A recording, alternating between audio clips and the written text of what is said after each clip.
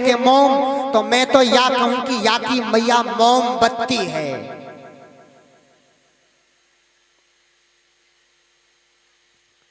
संत जी बोले, अरे भैया, पहले के लोग अपने घर में जब कोई आवे तो बाको स्वागत सम्मान करवे तो अपने घर के दरवाजे पे का लिखवे?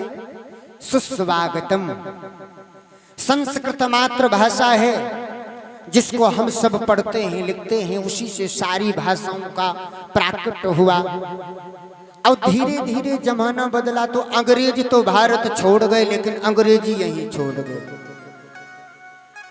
तो अब हम और आप का लिखते हैं? वेलकम। अब अंग्रेजी भी चली जा रही है। अब धीरे धीरे कौन सा जमाना आ रहा है? अब लोग जो बड़े बड़े लोग हैं ना, वीआईपी लोग हैं, बड़े बड़े मकान हैं, गार्डन हैं, तो गेट पे लिखा रहता है कुत्तों से सावधान रहें।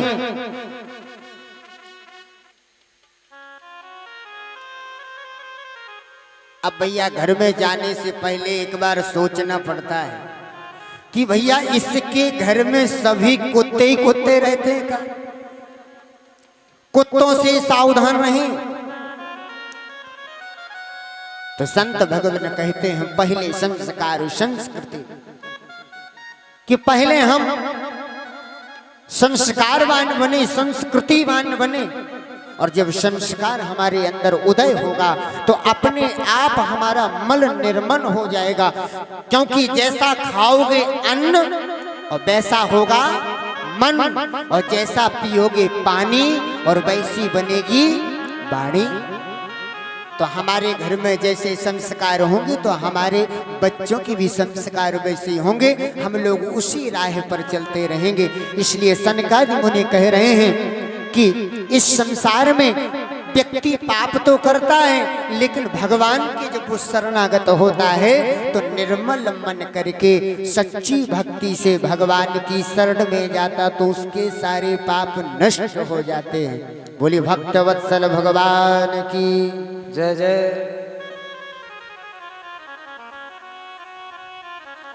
तो सनकादि मुनियों ने कहा कि संत भगवान, आपको मैं एक सुंदर व्याख्यान सुनाता हूं, बड़े प्रेम से सुनिएगा।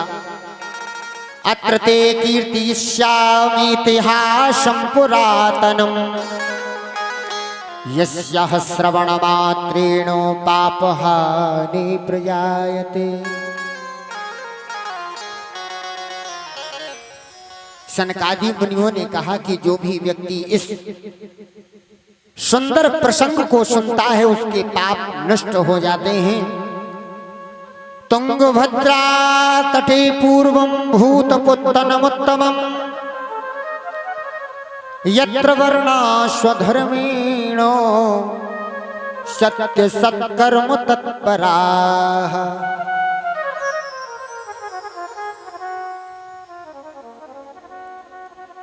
तुंगभद्रा नदी के तट पर एक आत्मदेव नाम के ब्राह्मण रहते हैं। बड़े विद्वान हैं, बड़े तपस्वी हैं, बड़े विश्वात्मा ब्राह्मण हैं, जो वेदों में निष्णात हैं, जिनको चारों वेदों का ज्ञान है। ऐसे आत्मदेव नाम के ब्राह्मण तुंगभद्रा नदी के तट पर रहते हैं। उनके यहाँ सुंदर सी एक पत्नी है जिनका नाम है धुंधली।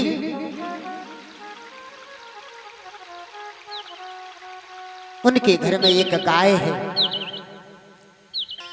2 प्राणी और एक गाय। आत्मदेव बड़े प्रसन्न रहते हैं, जीवन में बड़ी खुशियां हैं। कर्मकांड का काम करते, सभी घरों में जाकर के बड़े बड़े अनुष्ठान करवाते, सबको सद्मार्ग पर चलाने वाले ब्राह्मण हैं। लेकिन आत्मदेव एक बार एकांत में बैठे थे तो मन में विचार आया कि भगवान ने मुझे सब कुछ दिया, भगवान ने मुझे सब कुछ दिया, मेरे घर में धन दौलत दी, इज्जत दी, शोहरत दी, मकान दिया, पत्नी दी, लेकिन मेरे घर में संतान नहीं है। सब कुछ है लेकिन मेरे घर में संतान नहीं है। तो आज आत्मदेव को बड़ा दुख हुआ।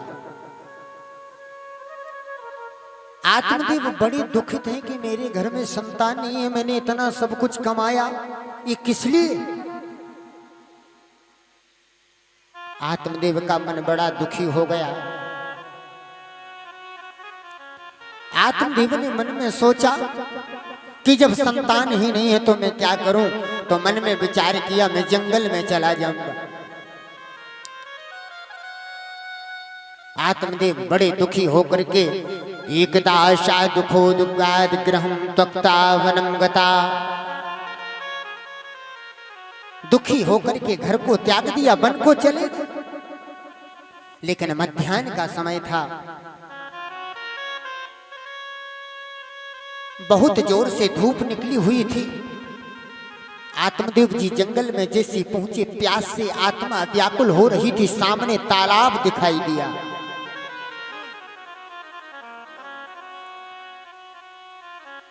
सामने तालाब दिखाई दिया तो मन में सोचा जाकर के थोड़ा पानी पी लूं। और जैसे ही पानी पीने गए, आत्मा बड़ी व्याकुल थी, बड़े दुखी थे, बड़ी जोर से रो रहे थे। तो जल को ग्रहण किया। जल ग्रहण करके और जैसे आत्मदेव बाहर आए, संत भगवान का दर्शन किया तो आत्मदेव की आंखों से आंसू निकलते हुए संत ने जैसे देखे तो संत भगवान ने कहा, आत्मदेव इतना रोना क्यों? तो आत्मदेव ने संत भगवान की चरणों को पकड़ लिया और चरणों को पकड़ करके रोने लगे।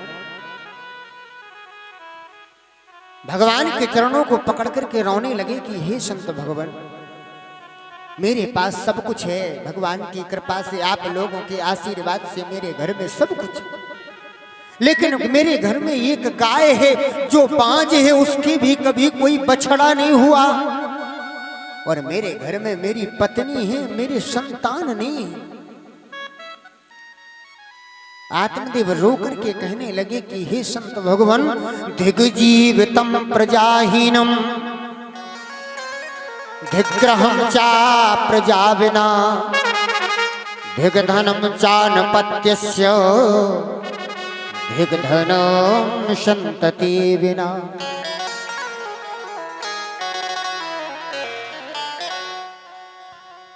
ब्राह्मण ने कहा कि जिस राज्य में प्रजा ना हो, ऐसे राजा का रहना धिक्कारमय है। और जिस घर में संतान ना हो, ऐसे जीवन को धिक्कार है। संत भगवान ने कहा कि आप इतना रुदन क्यों कर रहे हैं? तो जब आत्मदेव बड़ी जोर से रोने लगे तो संत भगवान ने आत्मदेव ब्राह्मण की मस्तक की रेखाओं को पढ़ लिया और पढ़ करके कहा कि हे आत्मदेव, शृणु विप्रमयातीत प्रारब्धम तो विलोकितम सप्त जन्मा बधई तब पुत्रो नैव च नैव चो। तू एक जन्म की बात करता है आत्मदेव, तेरे मस्तक की रेखाएं बता रही हैं कि एक जन्म नहीं, 7 जन्मों तक तेरे यहां संतान का योग नहीं है। आत्मदेव को और ज्यादा दुख हो गया कि अभी तो मुझे एक जन्म का पता था तो मैं अपनी आत्मा को धीर रखा लेता, लेकिन आपने तो 7 जन्मों की पीड़ा मुझे दे दी। संत के चरणों में गिर करके आज आत्मदेव ने प्रण किया कि अगर आज आपने मुझे संतान देने का आशीर्वाद नहीं दिया तो मैं अपने प्राणों की आहुति आपके चरणों में दे दूंगा। और जब आत्मदेव ने प्रतिज्ञा कर ली तो संत भगवान, पता संत और ब्राह्मण का कोमल बड़ा हृदय होता है। अगर किसी को लगता हो कि ब्राह्मण क्रोधी हैं या संत क्रोधी हैं, देखिए एक बात याद रखना, ब्राह्मण अगर किसी पर क्रोध करता है तो आप ये मान लीजिए कि सबसे ज्यादा प्रेम भी वो उसी से करता है। क्योंकि लोहा को जब तक गर्म न किया जाए और गर्म करके उसमें हथौड़े न मारे जाएं तो उसके सुंदर आभूषण नहीं बना सकते। इसलिए जब तक क्रोध न किया जाए और शिष्य को डांट फटकार न लगाई जाए, जब तक वो सुंदर आभूषण नहीं बनेगा। तो इसलिए संत का, ब्राह्मण का हृदय बड़ा कोमल होता है। तनिक मात्र में क्रोध आ जाता और तनिक मात्र में अगर पैर छू लिए और महाराज गलती हो गई, अगर आपने अनुनय विनय करी तो तुरंत प्रसन्न हो जाते। तो आज संत भगवान का हृदय गदगद हो गया, अपनी झोली से फल निकाला, फल आत्मदेव को दिया कि प्रेम से लीजिए, घर जाइए और अपनी पत्नी को ये फल खिला दीजिए। लेकिन फल खिलाने के बाद आपको अपनी पत्नी से कुछ नियम करवाने होंगे। तो संत भगवान ने बताया, सत्यम शौचम दया दान मेक भक्तम तु भोजनम वर्षावधि स्त्रिया कार्य तेन पुत्रोति निर्मला।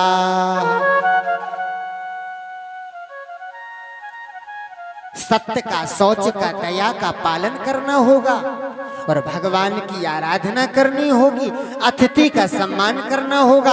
अगर ऐसे नियम करेगी तो आपके यहाँ बड़ा सुंदर सुकोमल निर्मल पुत्र पैदा होगा। तो आत्मदेव तो बड़े प्रसन्न भये। अब प्रसन्न होके घर आए तो पत्नी को दरवाजे से आवाज लगाई, अरे धुंधली। और जैसे ही पत्नी ने सुनी, दौड़ी दौड़ी आई, पति का स्वागत किया। पतिदेव ने कहा कि अरे धुंधली, आज संत भगवान ने तेरे लिए बहुत बड़ा आशीर्वाद दिया है और एक फल दिया है। इस फल को जब तुम पाओगी ना तो तुम्हारे यहाँ सुंदर संतान उत्पन्न होगा। तो आत्मदेव ने फल दिया, फल दे करके अपने घर से निकल गए यज्ञ अनुष्ठान करने। अब यहाँ पत्नी को जब फल मिला तो माताओं का एक स्वभाव होता है कि माताओं को कितनी भी अच्छी बात बता दो, कितनी भी बुरी बात बता दो, लेकिन राधे राधे।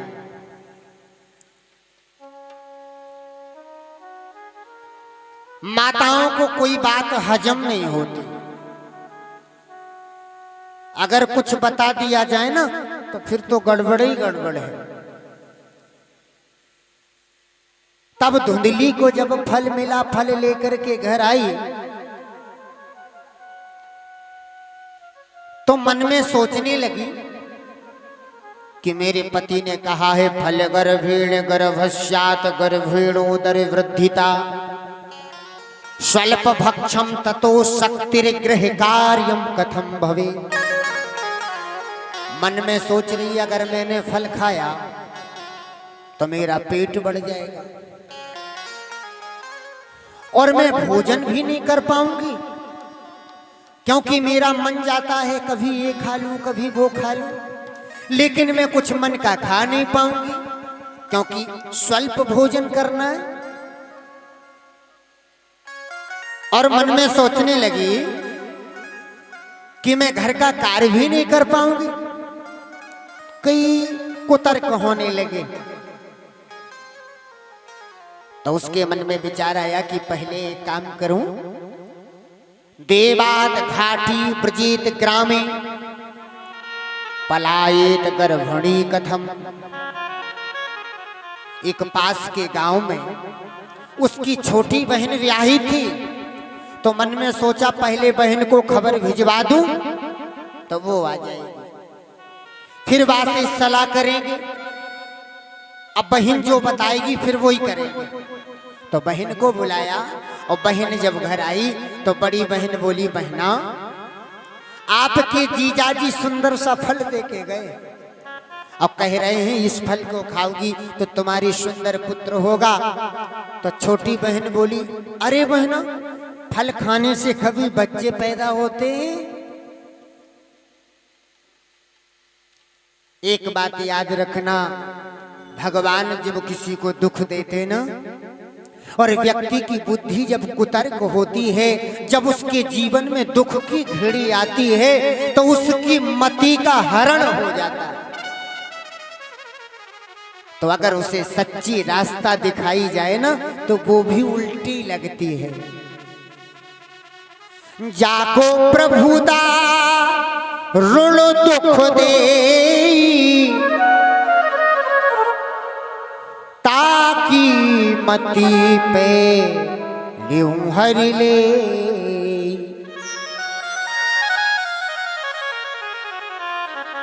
जाको प्रभु दारुण देख दे, ताकि मति पे लियूं हरि ले। तो बहन कहने लगी, अरे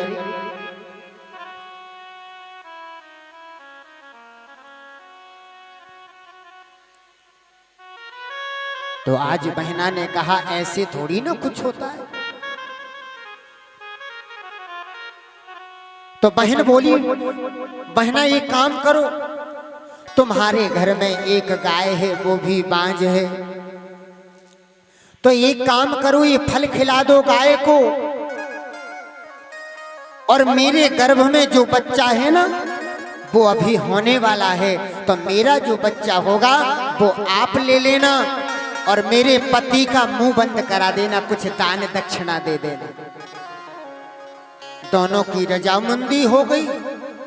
समय आया, छोटी बहन के बच्चा हुआ, वो धुंधली ने अपनी गोद ले लिया, और वो फल जो था वो गाय को खिला दिया।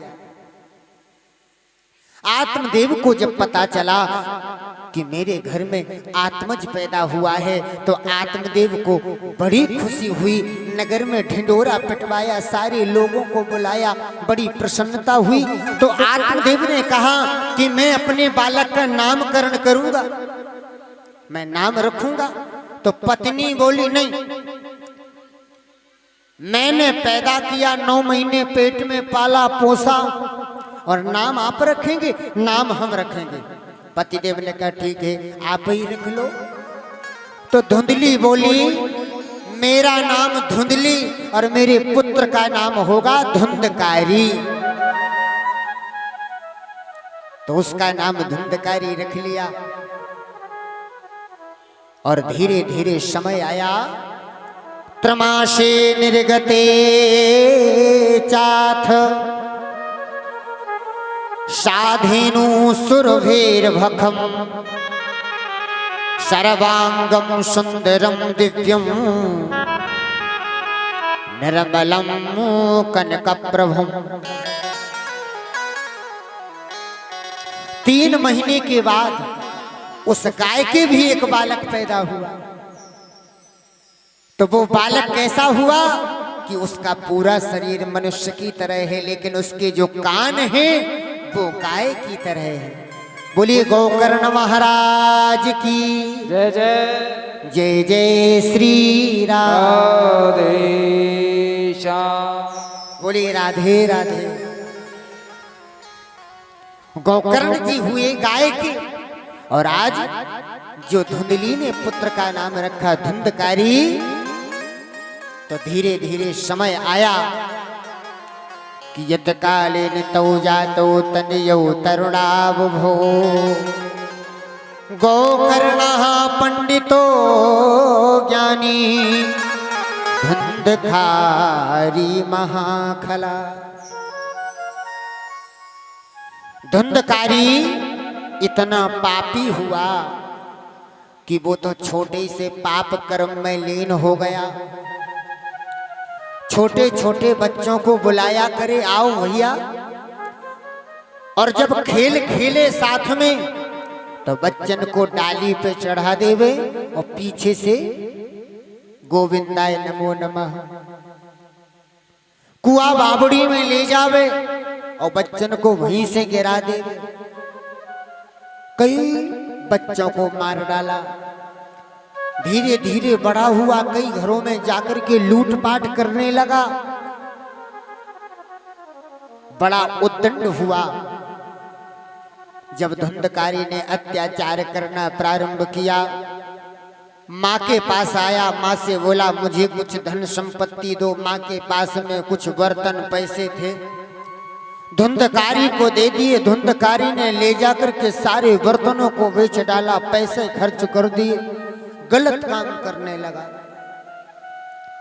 पिताजी को पता चला, पिताजी को बड़ा कष्ट हुआ और रोने लगे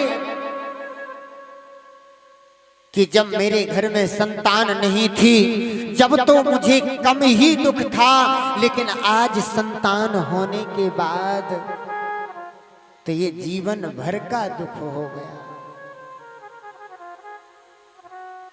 आज आत्मदेव जी रुदन कर रहे हैं, रो रहे हैं।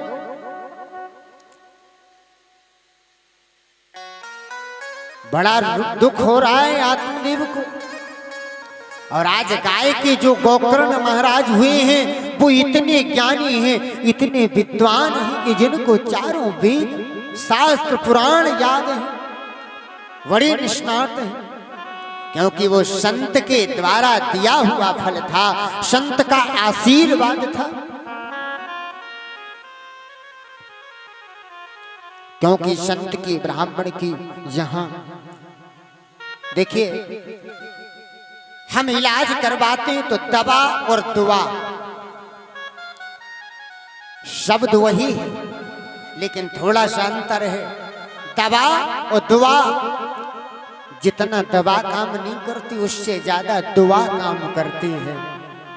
और जब किसी ब्राह्मण, किसी संत की कृपा से, आशीर्वाद से अगर कोई वस्तु प्रदान की जाए और वाको श्रद्धा भक्ति से, विश्वास से अगर ग्रहण करो ना, तो वही आपको जीवन में प्रगति का पथ मार्ग बना के खड़ा कर दे।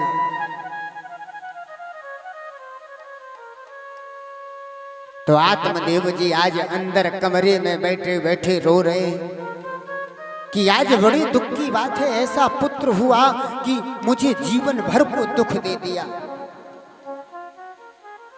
परेशान। तो गाय के जो गोकर्ण जी हुए ना, तो गोकर्ण जी ने आकर के अपने पिताजी को समझाया। एक माता पिता के अगर 4 पुत्र होते हैं तो चारों पुत्र एक जैसे नहीं हो सकते, क्योंकि गोस्वामी तुलसीदास महाराज रामचरितमानस में कहते हैं,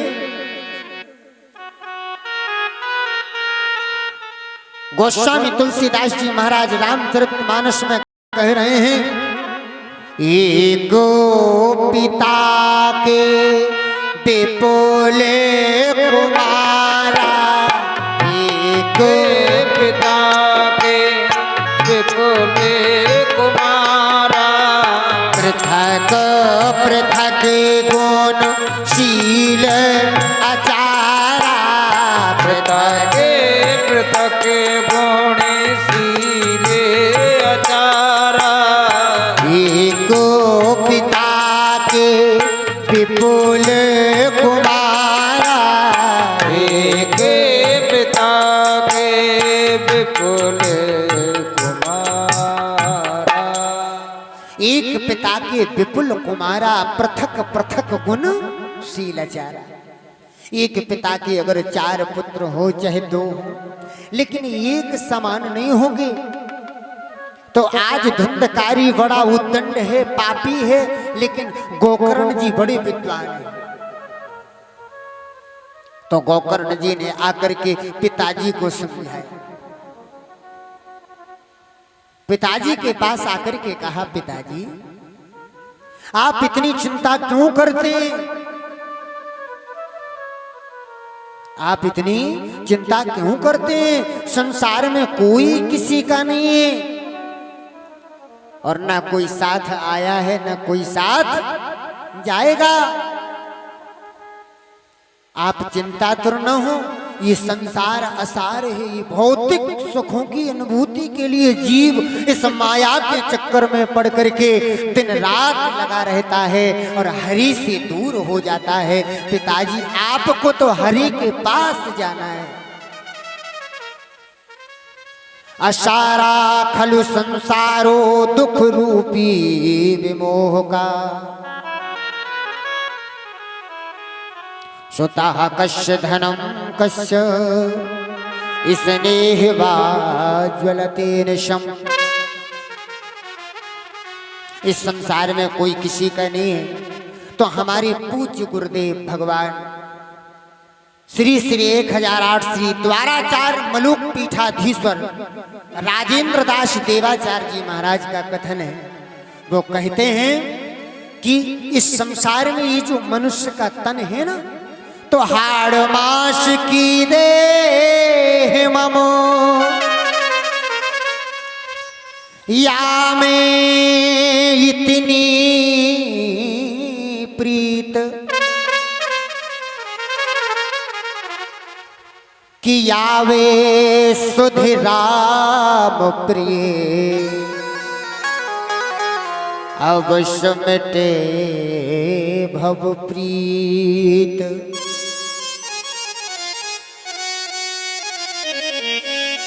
ये हाड़ मांस की देह है, ये एक मलमूत्र का ढांचा है। इस ढांचे में मलमूत्र भरा हुआ है, इससे क्या प्रेम करना। अगर प्रेम करना है पिताजी तो भगवान से करो, जो संसार को चलाने वाले हैं, जिनकी शरण ग्रहण करने मात्र से जीव का कल्याण हो जाता है। देहे स्थिवांसरुधरे भीमत्यों त्यजतो याया सुतादिषु सदा ममतां विमुञ्चो।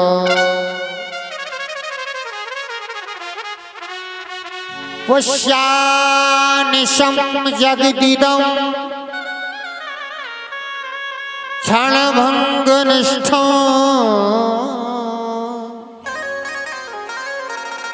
वैराग्य राग रसिको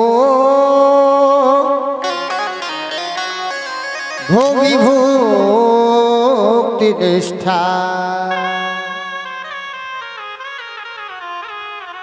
आप तो वैराग्य मन बना करके भगवान के चरणों में चले जाओ। तो आज आत्मदेव जी अपने पिताजी को समझा रहे। क्या समझा रहे हैं? तो बड़े प्रेम से सुनिएगा और अपने जीवन में उसको उतारिएगा कि हमें भी अपने इस जीवन में अभी आगे जाना है और जीवन की नाव बीच मझधार में है और भाको पार लगाना है। जब पार लगाना है तो कन्हैया की शरण ग्रहण करने। बोलो राधे राधे राधे राधे।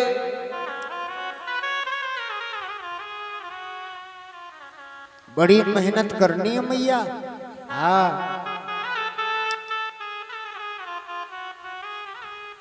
तो आज आत्मदेव जी को गोकर्ण जी समझा रहे और बड़ी सुंदर बात समझा रहे हैं कि अरे पिताजी, मान मेरा कहना, मान मेरा कहना, नहीं तो पछताएगा।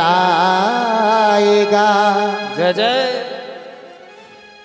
माटी का खिलौना माटी में मिल जाए, माटी का खिलौना माटी में मिल जाएगा। मान मेरा कहना नहीं तो पछताएगा। माटी का खिलौना माटी में मिल जाएगा। ओ माटी का खिलौना माटी में मिल जाएगा। जय हो।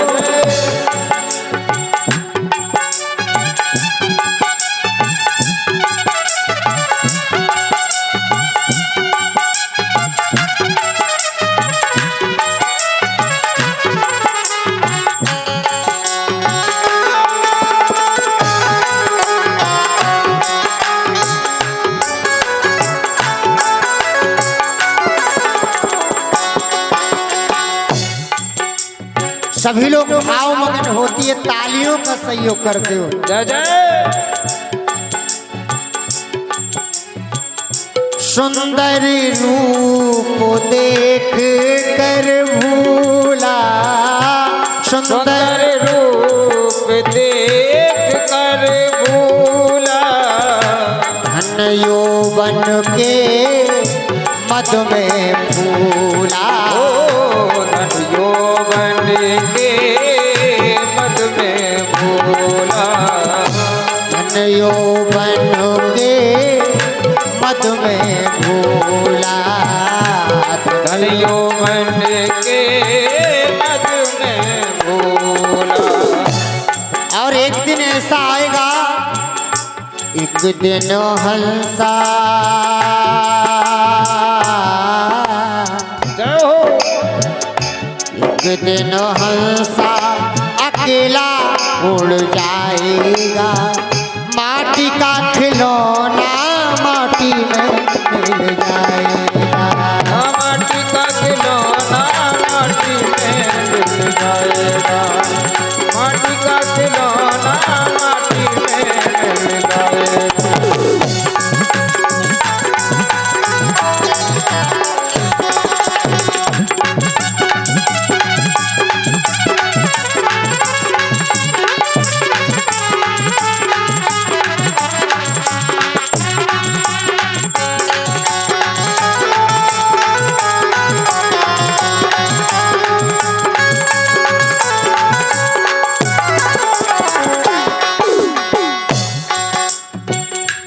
पत्नी पति पिता और माता, पत्नी पति पिता और माता, सखा मित्र सहोदर भ्राता, ओ सखा मित्र सहोदर भ्राता, सखा मित्र सहोदर भ्राता, सखा मित्र सहोदर भ्राता,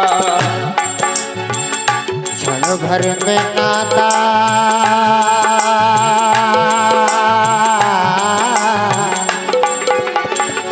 क्षण भर में नाता सभी का छूट जाएगा, माटी का खिलौना माटी में मिल जाएगा, ओ माटी का खिलौना माटी में मिल जाएगा, मान मेरा कहना नहीं तो पछताएगा, मान मेरा कहना नहीं तो पछताएगा, माटी का खिलौना माटी में मिल जाएगा।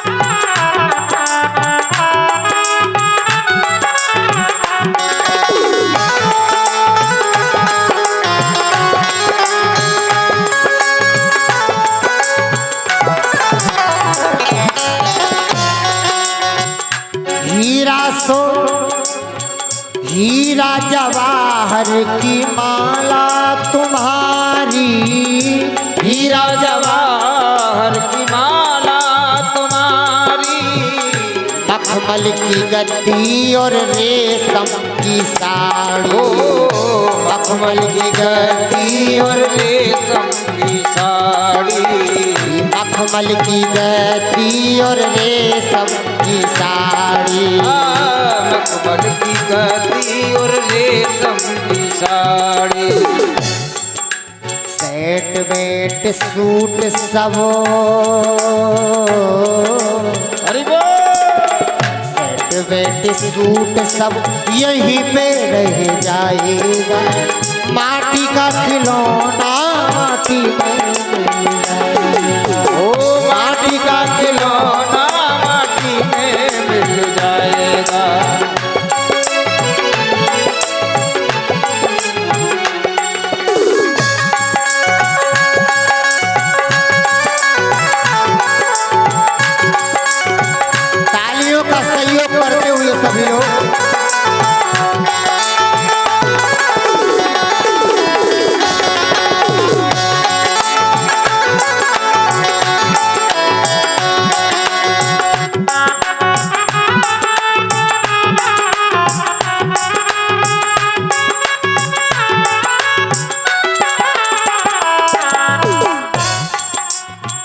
हीरा सो जन्म गवाए दियो सोए सोए। हीरा सो जन्म गवाए दियो सोए सोए। अब पछतात हो दीवाने तुम रोए ओ रोए।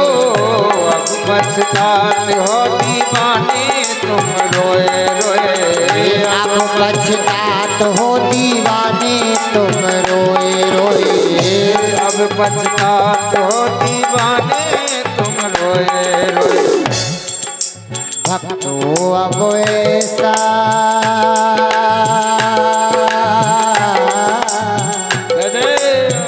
भक्तो अब ऐसा समय नहीं आएगा।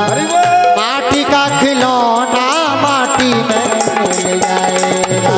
ओ माटी का खिलौना माटी में मिल जाएगा। आन मेरा कहना नहीं तो पछताएगा। आन मेरा कहना नहीं तो पछताएगा।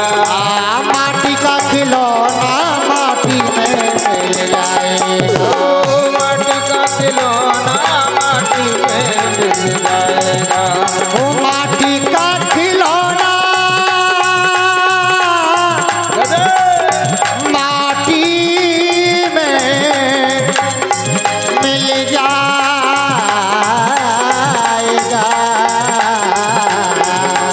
आन मेरा कहना नहीं तो पछताएगा। माटी का खिलौना माटी में ओ माटी का खिलौना माटी में मिल जाएगा। जय जय श्री राधे श्याम। बोले भक्त वत्सल भगवान की जय जय। राधे राधे। इस प्रकार आत्मदेव जी को गोकर्ण जी ने समझाया तो आत्मदेव जी उसी क्षण भगवान भक्ति में लीन हो गए और भगवान की आराधना करना प्रारंभ कर दिया। और इधर पिताजी के जाने के बाद धुंधकारी ने आकर के अपनी माँ को इतना प्रताड़ित किया कि माँ ने कुएं में कूद करके अपनी जान गंवा दी। और आज गोकर्ण जी महाराज तीर्थ यात्रा पर चल दिए और धुंधकारी 5-5 गणिकाओं के साथ में रहने लगे। आज इतना पापी हो गया। 5-5 गणिकाओं के साथ में जब वो रहने लगा तो जाकर के संत महात्माओं का कई बड़े घरों में जाकर के लूटपाट करने का काम करने लगा। एक दिन सारी गणिकाओं ने बैठकर के विचार किया कि अगर ये ऐसी चोरी करता रहा और किसी दिन पकड़ा गया तो इससे पूछा जाएगा कि तू चोरी किसके लिए करता है। तो ये तो यही बताएगा ना कि गणिकाओं के लिए चुराता हूं। और जब ये बताएगा ना तो हम सबको लाठी पड़ेगी और जेल की सजा भुगतनी पड़ेगी। तो गणिकाओं ने विचार विमर्श किया कि आज धुंधकारी जैसे ही आए तो आज उसको जीवित नहीं बचना चाहिए। जिनके पीछे आज उसने अपना सर्वस्व लुटाया। जब पाप कर्म में व्यक्ति लीन होता है तो उसकी दुर्गति होती है।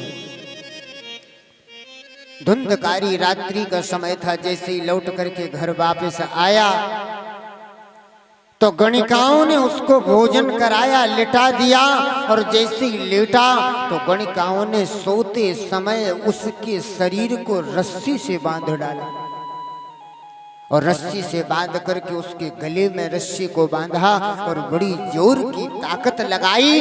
लेकिन धुंधकारी बड़ा मोटा था, ताकतवर था, तो उसके प्राण नहीं निकले। तो एक गणिका दौड़ी दौड़ी गई और चूल्हे से जलते हुए अंगारों को लाई और धुंधकारी के मुंह को खोला और मुंह में चूल्हे के अंगारों को डाला। और जैसे चूल्हे के अंगारों को डाला तो तपतांगार समूहाश तनमुखी ही विचिक्षिपो अग्निज्वाला तु दुःखेनो व्याकुलो निधिनंगता। तपते हुए अंगारों को जैसे मुंह में डाला तो तड़पता हुआ धुंधकारी चिल्लाने लगा और अपने प्राणों को त्याग दिया। और जब धुंधकारी की मृत्यु हुई तो मरने के बाद धुंधकारी प्रेत बना। कौन बना? प्रेत बना। और जब प्रेत बन गया, गोकर्ण जी को पता चला तो गया जी में अपने भाई के नाम के पिंडदान कर दिए। अब कुछ समय बाद लौट करके पुनः वापस आए तो रात्रि का समय था। सोचा गांव में पता चलेगा तो सारे लोग जाग जाएंगे, इसलिए अपने मकान में जाके सो जाता।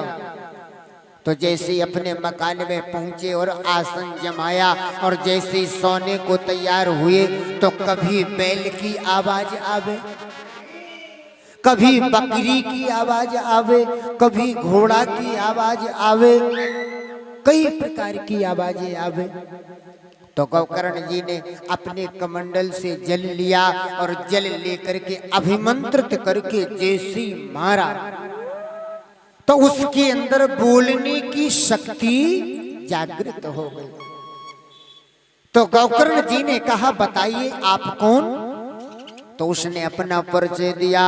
अहम भ्राता त्वदीयोस्मि धुंधकारीति नामुता स्वकीयेनैव दोषेणो ब्रह्मस्त्वं नाशितं मया। धुंधकारी बोला, भैया मैं आपका बड़ा भाई धुंधकारी हूँ, लेकिन मैंने इतने पाप कर्म किए जिसके कारण मुझे प्रेत योनि में आना पड़ा। मुझे बड़ा कष्ट हो रहा है। आप ही एक ऐसे हैं कि जो मेरे दुखों से मुक्ति दिला सकते हैं, मुझे सद्गति दिला सकते हैं। आप कृपा करके मेरे ऊपर कृपा करें। तो गोकर्ण जी महाराज ने प्रातः ही भगवान सूर्य से प्रार्थना करी। तुभ्यं नमो जगत साक्षिन् ब्रूहि मे मुक्ति हेतुकम् श्रीमद्भागवतान् मुक्ति शपथाः वाचनं कुरु। सूर्य भगवान ने आदेश दिया कि सप्ताह कथा ज्ञान गंगा महोत्सव का आयोजन करो, और जब ये करोगे ना तो धुंधकारी मुक्त हो जाएगा। तो जैसे गोकर्ण जी को पता चला, सुबह सबको बताया, नगरवासियों को इकट्ठा किया, सुंदर सा आसन बनाया और गोकर्ण जी स्वयं व्यास गद्दी पर विराजमान हुए और सारे नगरवासी आकर के विराजमान हुए। लेकिन धुंधकारी भटक रहा है। अब वो ये देख रहा है मैं कहाँ बैठ जाऊं, क्योंकि वो तो प्रेत आत्मा है, वो कहाँ बैठ सकती। तो सोचने लगा मैं कहाँ बैठूं। तो भागवत मंच के बगल में एक 7 ग्रंथि का एक काला झंडा लगा हुआ था। तो जाकर के और उस बांस की पहली वाली ग्रंथि में बैठ गए। कथा प्रारंभ हुई, सारे लोगों ने कथा सुनी। तो जैसी पहले दिन की कथा हुई ना, तो दिनांते रक्षिता गाथा तदा चित्तम बभूवः वंशैक ग्रंथो भूतो शब्दो पश्यताम शरदा शता। जैसी पहले दिन की कथा हुई तो उस बांस की पहली वाली ग्रंथि वहीं से टूट गई।